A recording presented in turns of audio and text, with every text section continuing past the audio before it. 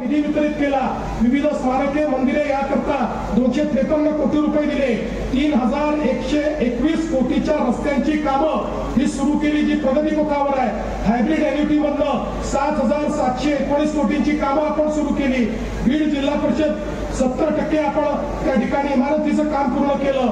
जवळपास 4 लाख सिंचन विहिरीपैकी 30,000 पूर्ण केल्या आणि 1.14 लाख एवढ्या सिंचन विहिरीची कामं आपण सुरू केली।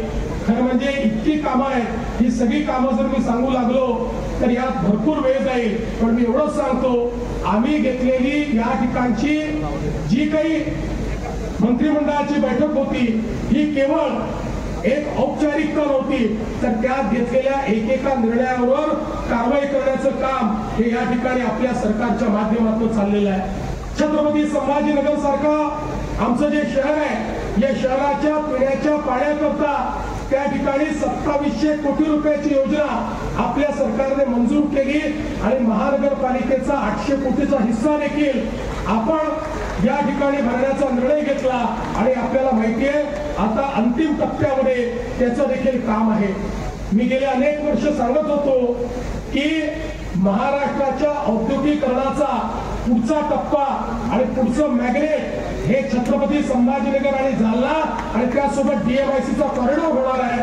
आज ते आपल्याला सत्य होताना दिसत आहे। समृद्धी महामार्गामुळे आणि या ठिकाणी DMIC मुळे आज सर्व गुंतवणूकदारांचं अतिशय महत्वाचं स्थान, ज्याला आपण फेवरेट स्थान म्हणू शकतो, ते आता छत्रपती संभाजीनगर झालेलं आहे। हुंडईची या ठिकाणी आलेली गुंतवणूक हे दर्शवते की वेगळ्या राज्यात असलेले देखील मोठे मोठे उद्योग ते राज्य सोडून आपल्या छत्रपती संभाजीनगरला या ठिकाणी प्रिफरन्स देतात आणि आपल्याला खऱ्या अर्थानं गेल्या काही वर्षांमध्ये झालेली इन्व्हेस्टमेंट बघितली तर आता छत्रपती संभाजीनगर हे इलेक्ट्रिक व्हेकलचं EVचं देशाचं कॅपिटल बनत आहे, देशाची राजधानी बनते आहे, हे देखील मला या ठिकाणी सांगताना आनंद होतोय।